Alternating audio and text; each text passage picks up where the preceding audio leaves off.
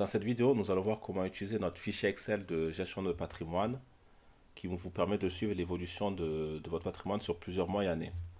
Donc il est composé de plusieurs onglets. Le premier, c'est l'onglet de configuration qui nous permet de configurer les années sur lesquelles on veut suivre notre patrimoine. Donc il y a plus de 10 ans, donc c'est largement suffisant pour la plupart des cas. Donc l'onglet suivant, c'est l'onglet des biens immobiliers. Donc dans cette page-là, vous devez rentrer tous vos biens immobiliers que vous possédez, donc la valeur estimée ainsi que le crédit restant. Ensuite, dans la zone bleutée, la valeur actuelle se calcule automatiquement, donc il y a rien à rentrer à ce niveau-là. Donc voilà, vous rentrez tous vos biens immobiliers, la valeur estimée du bien et le crédit restant. Il faut rentrer une valeur par mois pour chaque bien pour permettre la suite des calculs de bien s'exécuter. Donc l'onglet suivant, l'onglet c'est l'onglet des actions. Donc là, c'est si vous avez un PEA ou directement des actions chez un broker. Donc vous rajoutez vos actions dans le tableau là, dans le tableau là.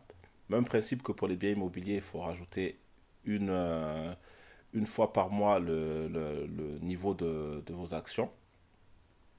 Donc le nombre de parts et la valeur unitaire. Et la valeur totale se calcule aussi automatiquement. L'onglet suivant, c'est de la crypto. Donc si vous avez des différentes crypto-monnaies, vous pouvez ajouter la valeur, soit vous achetez la valeur globale de votre patrimoine crypto-monnaie de manière mensuelle, soit vous rajoutez les différents coins, les différents jetons que vous possédez pour avoir un suivi plus détaillé. Donc là, il y a deux valeurs qui se calculent automatiquement. Donc il y a la valeur totale qui se calcule en fonction de la quantité de jetons et le prix actuel du jeton.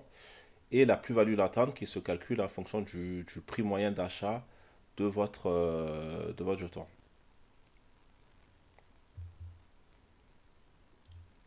L'onglet suivant est l'onglet des épargnes. Donc là, vous rentrez tous vos différents plans d'épargne, livret A ou assurance vie. Vous rentrez toutes les différentes épargnes que vous possédez. Donc là, c'est plutôt simple, il n'y a pas de valeur calculée automatiquement. L'onglet suivant est l'onglet des crédits à la consommation. Donc c'est pas, il n'y a pas de lien avec les crédits immobiliers. C'est vraiment les crédits pour l'achat d'un véhicule ou l'achat de biens électroménagers. Donc là, vous rajoutez tous les crédits que vous possédez. Donc là, même principe, une fois par mois, on rajoute la valeur du crédit, enfin, la valeur qu'on a empruntée ainsi que la valeur qui reste à rembourser pour chacun de nos crédits faits à la consommation. Donc l'onglet suivant, voilà, là c'est les onglets automatiques, ça nous permet de visualiser donc notre patrimoine sur le mois et l'année que l'on souhaite choisir. Donc là, on peut choisir l'année. Donc pour biens, les données de test, j'ai mis des données pour les 3 premiers mois de 2025. Donc on peut voir qu'en février, voilà, les valeurs ont changé en fonction des données qu'on a rentrées dans les onglets précédents. Et donc on voit en mars que ça a diminué du coup. Voilà, on peut suivre l'évolution donc sur le mois que l'on souhaite. Enfin, le dernier onglet, c'est l'onglet de visualisation annuelle. Donc là, même principe, on choisit l'année pour laquelle on veut voir les statistiques. Donc 2024, il n'y en a pas. 2025 sur les 3 premiers mois.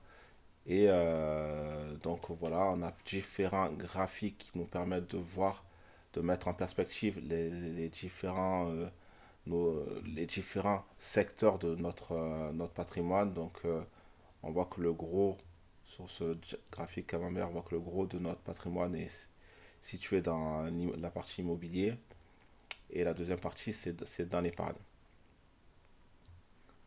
Donc voilà pour ce fichier relativement simple et pratique qui nous permet de voir en un coup d'œil l'état de notre patrimoine, de nos finances.